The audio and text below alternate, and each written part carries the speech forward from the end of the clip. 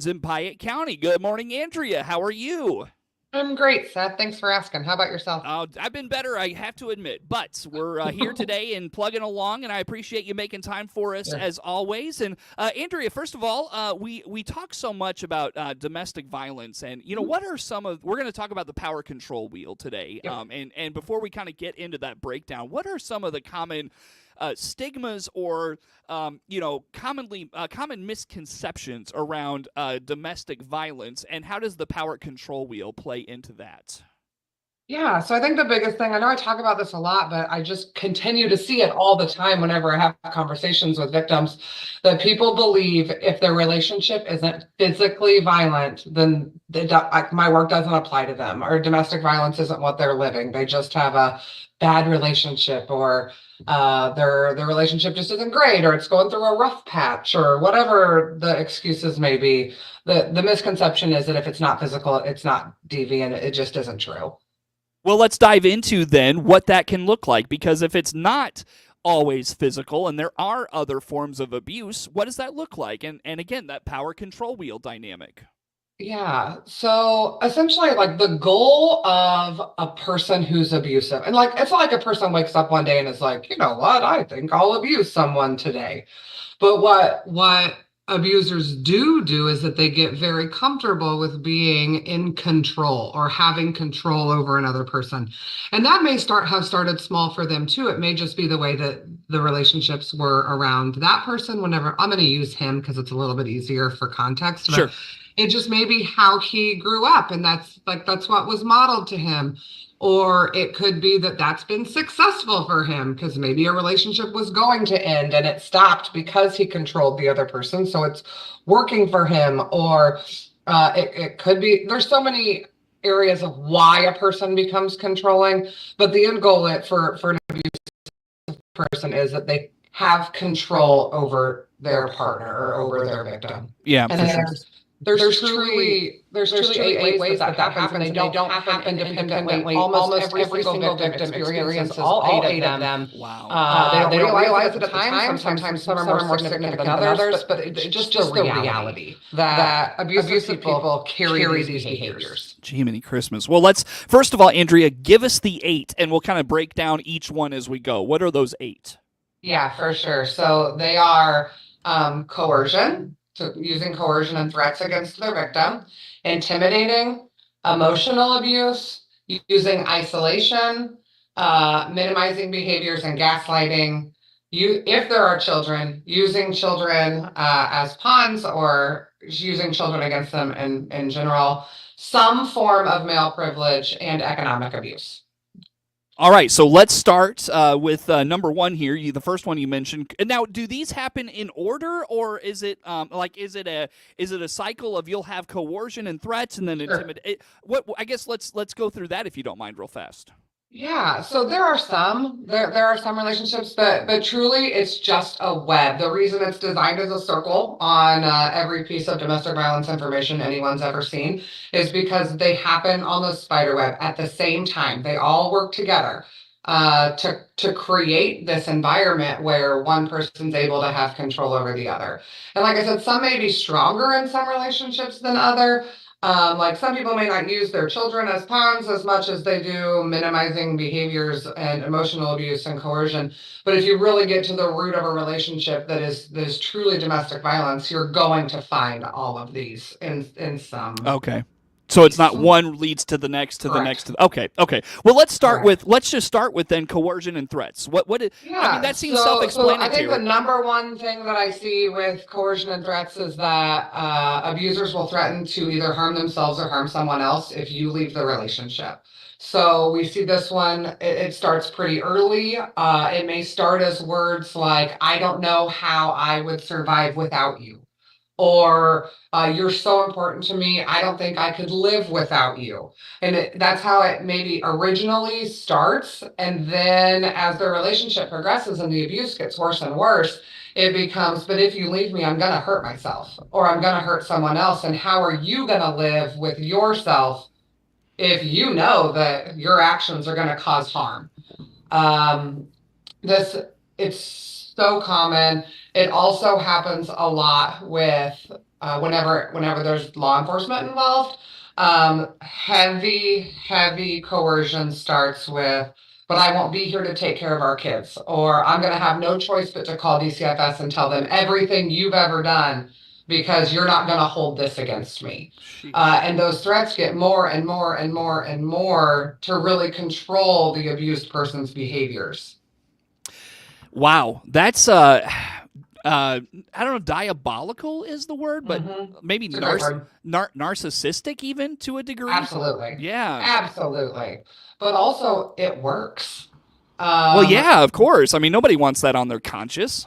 Never. Yeah. Especially if there's kids involved. Exactly. A lot of times there's threats against pets. Very common to make threats against pets, not necessarily to harm them, but to get rid of them, to rehome them, to kick them out of the house and no longer have them in the home. And a lot of time pets are support animals for victims because that's what they have. And it works. The reason that it's a tool is because it works. Gotcha. Well, anything else on coercion and threats, Andrea? No, I think that's kind of the most important things. Like I said, it starts so small where people make little, where you think, oh my gosh, he treats me so good. He can't live without me. And it grows from there. And that seems to be a theme in domestic violence, right? Sure does. Yeah. All right, let's dive into intimidation. Again, these all sound self-explanatory, but sometimes it doesn't hurt to just kind of lay out specifically what that looks like in a domestic violence situation. So how about that? Yeah, so intimidation is really big. I've never seen a relationship that didn't have it, but a lot of times people don't realize that it's going on. Whenever somebody comes to me and says, oh my gosh, my husband would never hit me, and I ask, I really do believe that. Most relationships aren't physical. But I say, has he ever, like, I don't know, smashed a glass because he was so mad and said things like, aren't you glad I used this object instead of hitting you? Or has he ever displayed a weapon, never threatening to use it on you, but you are constantly reminded that it's there, that he could use it? He may describe it as, well, I have to have this, we'll say gun, because that's usually what it is, but I have to have this gun laying out because what if someone breaks into our home? But you know deep down that your relationship's really volatile, and at any moment that could actually be turned on you. He's using that as a piece to keep you on your toes, to intimidate you, and to, quote unquote, keep you in line, to make sure that your behaviors mimic what he needs them to. Wow. Yeah. Again, self-explanatory, but again, doesn't hurt to have that kind of real-world example. Isolation, again, you know, I know we've talked about this one before. What does it look like, Andrea? It goes on so many elements. It starts so small as, well, I don't know why you'd want to hang out with your friends because I just want to spend all my free time with you, and I hate it that you don't want to spend all your free time with me. And then from there, it just kind of morphs. It typically starts as jealousy or infatuation or what's described as new love. But in reality, it is that beginning piece, or it grows from there to be more isolation. It can be so small as isolating you from just hanging out with your friends on Friday night. I see this so much in young couples. And I mean, like, it starts as young as teenagers, where people start to give up doing things with their friends because they agree if they're really into this person, they'll want to spend all their time with them, and it grows so much from there. And it can be on such grand scale that it can go to, well, we should go move to this new city or new town, oftentimes small towns where there's not a lot of resources. So it can just be the two of us because our families are influencing our relationship and they're causing you to look at our relationship differently. So I think the best option for us would just be to move to this small town. It'll be better for our kids and better for us. But the reality is the abusive person is trying to get this person away from anyone who can recognize what's going on and who can bring light to their situations and keep them segregated from the people who care and love for them so that they don't convince them to leave or point out the negatives. It goes to that extent, huh? Relocating. 100%. Almost always, whenever I meet with new victims, They'll say, well, I didn't know where to turn for help. And I'm saying, oh my gosh, like we've been around for so long and we're kind of everywhere. I'm like, well, I've only lived here for like 3 years because he thought it would be better for our kids to live in a small town. So here we are, and I don't know a single person. Oh man, that's tough. That is tough. You know, and you mentioned that age dynamic, Andrea, with kind of Yeah, the younger couples. Do some of yeah. these have a a more older abuser will do more of some one thing or another? Is there even that kind of a trend in some of these? There is a little bit. I think that some of the more jealousy ridden um tactics come at younger generations, but they build pretty quickly. I mean, the target audience for domestic violence is young women. Hmm. Like 17 to 35 is kind of the target of where this really gets rooted. So as far as it being younger, I think all of it starts young. Hmm. But there are some things that I almost always hear whenever my victims are teenager, and a big one is isolation. While they can't necessarily be isolated from their parents, they're learning from this relationship to not have an open relationship with their parents, or they're learning to be closed off even from their friends because they're so in love with this person and they need to keep this relationship going, even though maybe there's some red flags. So they're Yeah. learning to keep those a secret so that they don't have to end this kind of hormonal driven relationship at younger ages. Well, and maybe it's not a healthy relationship, and they don't even know it because like you said at the top, people think that Yeah, these relationships are violent in nature. So when it's not violent, they don't yeah, think anything of it. And I'm sure even a young person who is new to this, yeah. this cycle that you're speaking of here, they don't know that. I'm sure. I think it's definitely worse for younger people because they're learning to navigate so many things. As I mentioned before, there's this major increase in hormone rush, which just changes things for them and their reactions to things. But also, if the victim comes from a healthy relationship or a home with healthy relationships, and so this new dynamic, they would have oftentimes have no way of understanding or recognizing what's really going on until it's truly too late. And a lot of times those relationships do turn physical because of some resistance from the younger people or from the non-exposed victim, that they don't fall into line like maybe the abusive person expected them to. Sure, sure. Andrea, your experience and knowledge on this, I'm sure it is, but it's second to none in my opinion. You bring such great, you bring such great insights into this, and we've got Sure, more. I know we've got a lot more to get into. Let's take sure. a break here, if you don't mind. How do folks learn about Willow Tree Missions? Whether it's getting in contact with you about a situation they're going through, or just learning about what Willow Tree Missions is, what they do, for their own sake. How do they find those things? Right. You can find us online at willowtreemissions.org or give me a call at 217-762-2350. That is Andrea Kocher. She's the Director of Services at Willow Tree Missions in Piatt County, our guest on the Zoom here for this morning. More to come with Andrea on the morning show.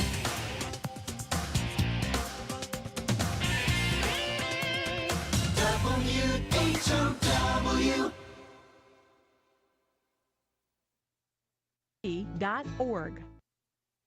Let's check the markets now on the RFD Radio Network. I'm Jim Taylor. Corn slightly lower, beans double-digit lower, wheat higher. September corn down 3 1/4, 381. December corn down 1 1/4, 406. March corn 424 1/2, down 1 1/2. September beans down 18 1/4, 981 3/4. November beans down 19 1/4, 998 3/4.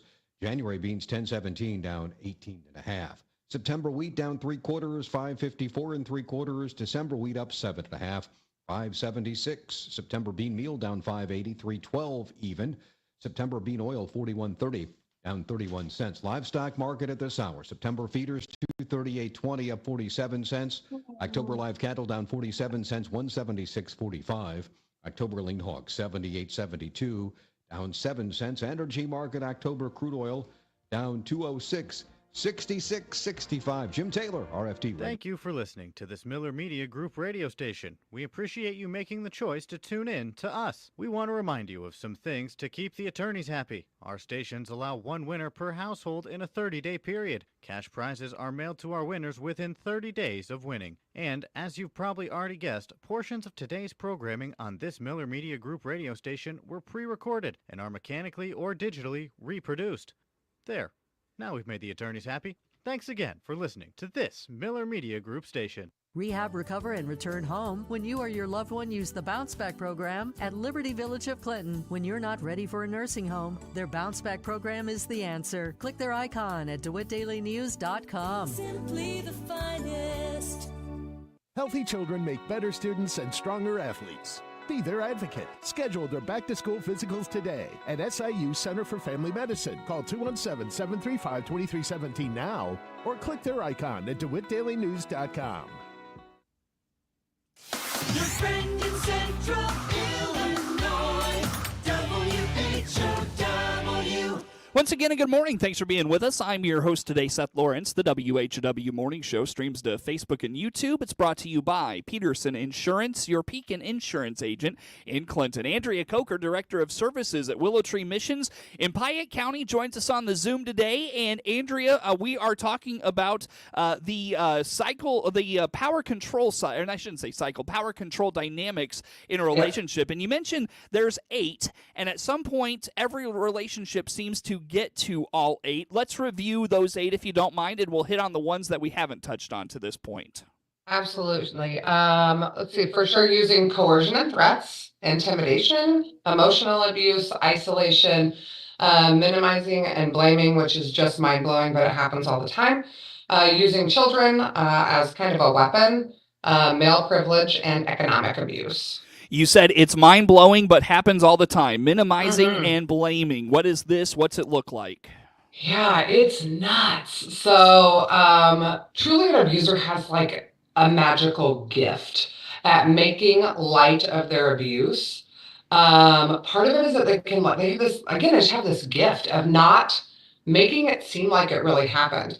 I have talked to so many victims who were the victim of physical abuse, who I can look at them and see the physical reality of what has taken place maybe the night before.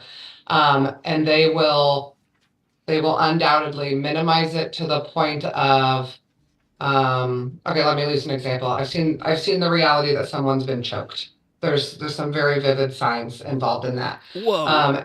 And they will truly minimize it down to making the excuse that they had tripped, but it's beyond tripping, and it's to the reality that he tried to catch me. He didn't choke me.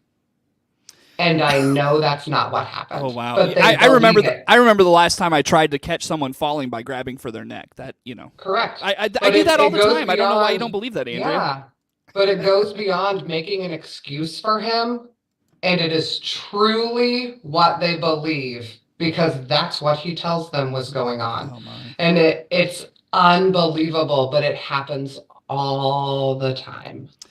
Wow. Let's get to the last few here. I apologize for kind of rushing us along here. Using children, I know we have talked about this one a lot. This has got to be one of the more heartbreaking things you see is using kids in a situation. What's that look like? Yeah, so sometimes, luckily, kids don't know they're the pawn. Actually, oftentimes kids don't know they're the pawn, but abusive partners will talk repeatedly and over again to their victims about how much better a 2-parent home is than a 1-parent home, and really get on the guilt, especially to moms, who society's kind of telling them the same thing. Society as a whole still has this picture, you'll still hear it, that two parents is better than 1, and we've got to have male involvement for these young boys, and an abuser knows that too, and will use that as a tool to create this guilty environment of, but if I leave, my son won't have his dad. And even though it's bad whenever he goes to bed, it's not bad when he's awake, and I just have to stick it out because it's the right thing to do. Yeah, I mean, while I believe in a 2-parent household, I mean, sure. I think a healthy 2-parent health, is more important than just the blanket statement of a 2-parent household, if that makes sense. Absolutely. There's also other pieces of where male partners or abusive partners will threaten to take children away. Oftentimes they have financial control, which goes into the next one, turn 2 away. They will threaten to use all their resources to get custody of those kids. And even in a world where that is not the reality most of the time, plants the seed that, oh my gosh, I'm not going to see my kids if I don't stay. Huh. So let's jump in. Let's jump to that one, and we'll Yeah. go back. We'll kind of go out of order here. I mean, it's not out of order, but it's just what you Sure. sent me. Economic abuse, and I know recently you told me, Andrea, about a story of this. In fact, a few visits back. So how about economic abuse? Yeah, so economic abuse can look a ton of different ways. The big one is limiting access to funds. It doesn't necessarily mean that the victim doesn't have any money. It's what they spend their money on is controlled. It may be a very large sum of money, but it's still controlled. A lot of times victims are either not allowed to work, or when they do work, they're not allowed to control what they make. They're not allowed to have access to that. Again, they may be allowed to spend it, but only if it's approved, and they know that. Oftentimes they're encouraged not to work or to make less money. That way they don't have a way of getting out on their own. That's very intentional. Basically, they're given an allowance. That allowance isn't necessarily realistic for living, so that then it creates such a more hardship that they're more likely to stay in this relationship because they're dependent economically. Oftentimes too, they are not given access to family income information. So not only are they only given so much, they also have no idea where their family money is actually going, where it's being spent. I give the example a lot that in my own household, my husband takes care of all of our finances. However, I'm not denied access. I just don't care. I don't want access. It becomes very different whenever that power's taken away from you. Yeah. I can't even imagine a world where I have no idea if our bills have been paid, if we're in debt, if we're not in debt, if things are in my name or his name, and you're not allowed access to any of that information. Yeah, for sure. Wrap us up, Andrea, talking about male privilege. I've got about a minute, if you don't mind. Quickly hit on no this problem. one for us. It's slowly going away. 2024, we've entered a new world. However, there is still this group of individuals who just believe there are designated roles. Oftentimes abusers are the same way, where it's still old school enough that men are head of household. And I don't just mean protector of their family. I mean what they say goes. And the longer a relationship is abusive and the deeper it gets, the more that structure really starts to separate. And victims really become more servant role or lesser class. And the divide really happens in a relationship. Interesting stuff. Andrea, again, how do folks learn about Willow Tree Missions? Talk to you about what's going on in their life. Where do they go? Who do they call? Absolutely. They can call us at 217-762-2350 or find us online at willowtreemissions.org. Andrea Kocher, Director of Services at Willow Tree Missions, my guest on the Zoom here for this morning. The morning show streams to Facebook and YouTube, brought to you by Peterson Insurance.